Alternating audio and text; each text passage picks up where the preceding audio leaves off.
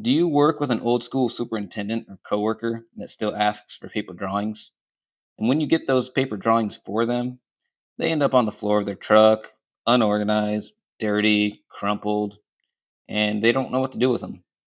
And when you give them a tablet with absolutely everything on it about the project, they just toss it aside. Or maybe you and your superintendent are in the job trailer and he can't read the detail sheets or general notes. And why?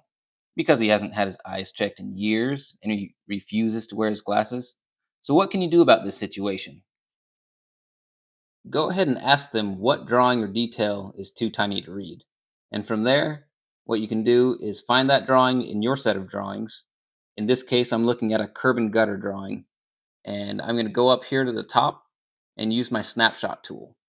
Now, if you can't find your snapshot tool, as it says there, the letter G is the shortcut. Otherwise, if you still can't get it to cooperate, you can hit the help button here and there's a find button. Go ahead and come over here to the tool search and type in snapshot. As you can see, it brought up anything with the name snapshot in it. This right here is the snapshot tool. You can see that the mouse changed from a cursor to this dotted square. And what I'm going to do is drag it across these general notes. Now that I've done a snapshot of that, I'm going to go ahead and click New PDF. OK. I'm going to zoom out so I can see the full sheet.